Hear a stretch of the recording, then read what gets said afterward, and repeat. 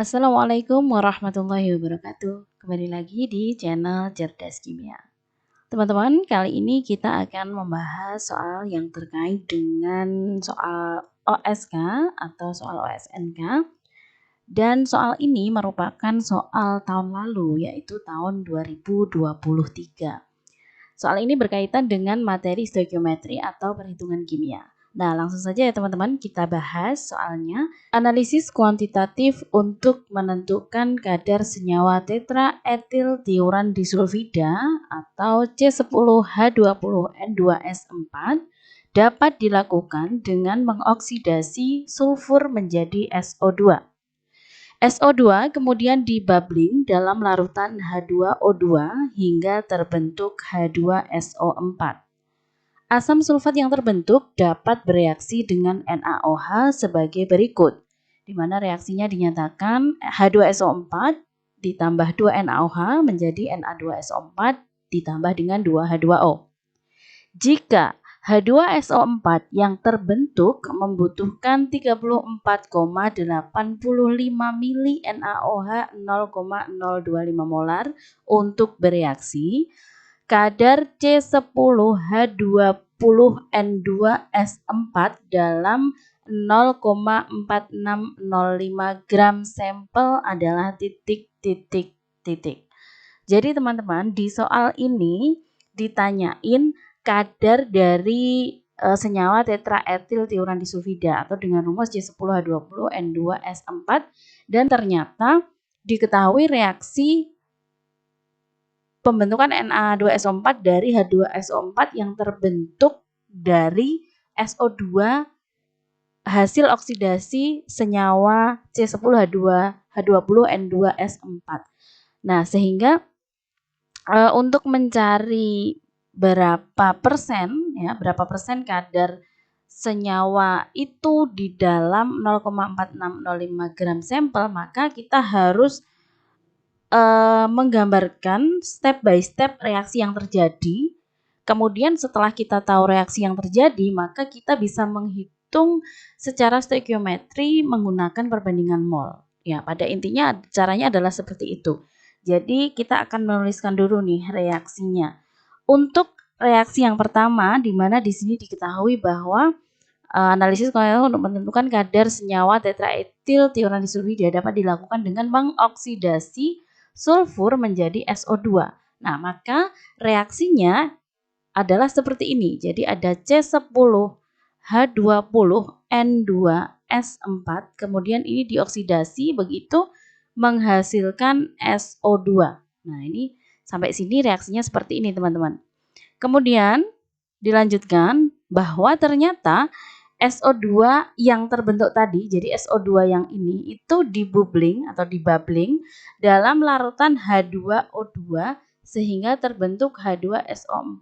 Maka kita bisa menuliskan reaksi seperti ini, teman-teman. Jadi SO2 yang dihasilkan tadi ini ya, jadi SO2 itu direaksikan dengan H2O2 atau dibubbling begitu, menghasilkan ini ya H2SO4, menghasilkan H2SO4. Nah, kemudian barulah H2SO4 yang terbentuk ini, jadi asam sulfat yang terbentuk dapat bereaksi dengan NaOH. Nah, kemudian reaksinya yang ini sudah diketahui, yaitu yang tertulis pada soal. Oke, kita tulis kembali ya teman-teman. Jadi ini ada H2SO4 plus 2 NaOH.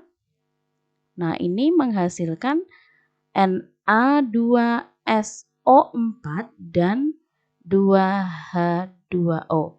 Oke, nah ingat kalau ada reaksi kimia maka kita harus menyetarakan dengan menambahkan koefisien ya. Oke, kita cek dulu untuk reaksi yang pertama. Di sini ada C10H20N2S4 menjadi SO2. Kita cek jumlah S-nya ya teman-teman. Di kiri S-nya ada 4, di kanan baru 1. Berarti di sebelah kanan ini kita kalikan dengan 4. Kemudian reaksi yang kedua, ini kita lihat, kita periksa jumlah S-nya aja teman-teman. Karena nanti yang kita gunakan dalam perhitungan itu kan yang pengen kita tahu kan SO2-nya. Jadi kita cek S-nya saja. Nah, di reaksi nomor 2 ini kebetulan jumlah S-nya sudah setara ya, jadi sudah 1 dan 1.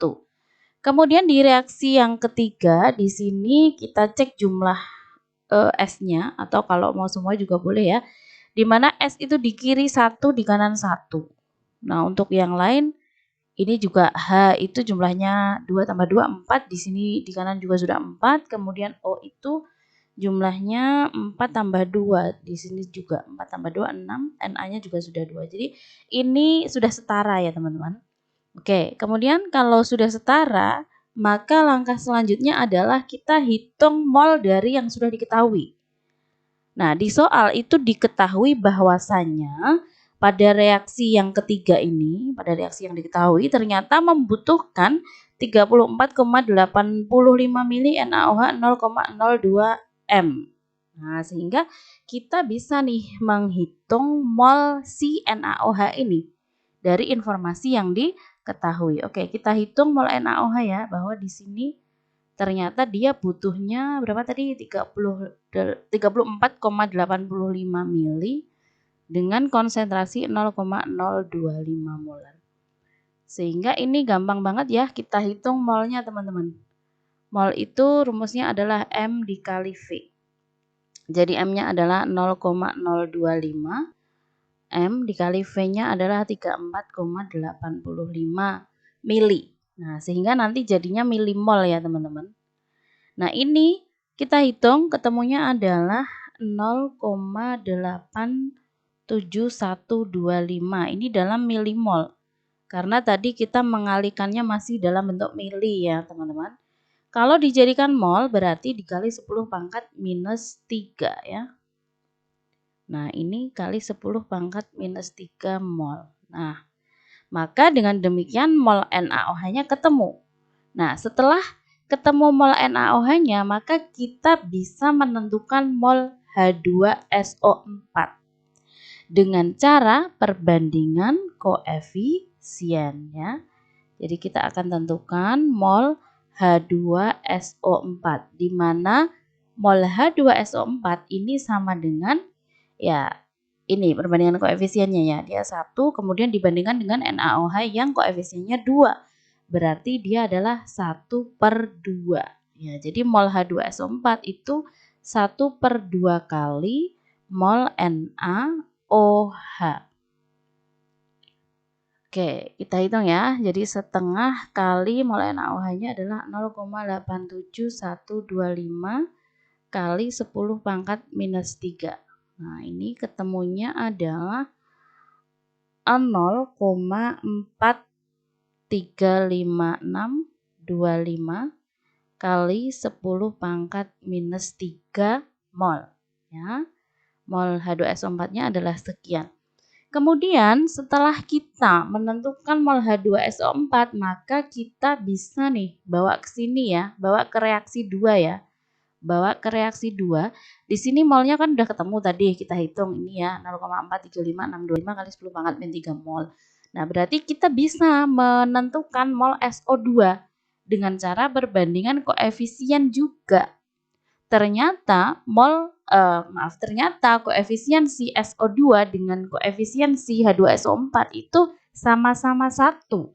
Sehingga jumlah mol dari SO2 itu sama dengan jumlah mol dari H2SO4 gitu kan, karena koefisiennya sama-sama 1 gitu ya, sehingga mol SO2-nya sama dengan 0,4352625 kali 10 pangkat minus 3 gitu ya. Ini adalah mol SO2-nya. Nah, kemudian setelah kita tahu mol SO2, maka ini kita bawa ke reaksi yang pertama nih, teman-teman. Kita bawa ke atas sini ya. Ini berarti kan diketahui nih, 4SO2-nya sekian nih, 0,435625. Nah, maka kita bisa menentukan mol si C10H20N2S4 ya. Dengan cara perbandingan koefisien, berarti mol C10H20N2S4 sama dengan 1/4 kali mol SO2. Oke, saya tulis di lembar setelahnya ya teman-teman, karena ini nggak cukup. Ya, jadi kita mulai dengan tadi menentukan molnya si C10H20N2S4 yaitu berapa kalinya tadi? 1/4 kali mol SO2 karena koefisiennya adalah 1/4 ya tadi ya. Oke, kita hitung ya 1/4 kali mol SO2 tadi ketemu bahwa mol SO2 itu 0,435625 kali 10 pangkat minus 3 mol. Berarti ini ketemunya adalah 0,108900625 kali 10 pangkat minus 3 mol.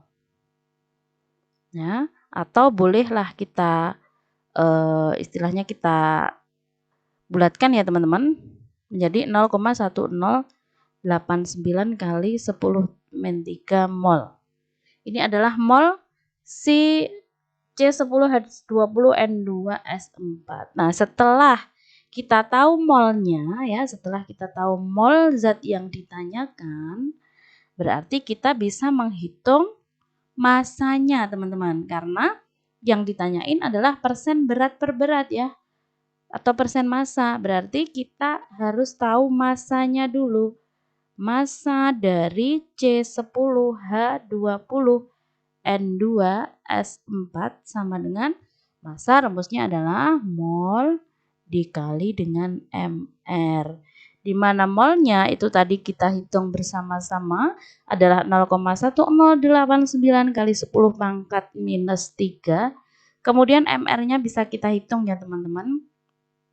mR-nya kalau kita mau tuliskan di sini ya, mR-nya sama dengan C itu AR-nya 12 ya, 12 kali 10 ditambah dengan H itu 1 kali 20 ditambah dengan N itu 14, AR-nya dikali 2 ditambah dengan S itu 32 ya teman-teman, 32 kali 4. Jadi ini adalah MR-nya. Langsung aja saya masukkan ke sini ya nilainya. Ini kalau dijumlahkan semuanya jawabannya adalah MR-nya 296. Nah, jadi saya masukkan langsung ke sini.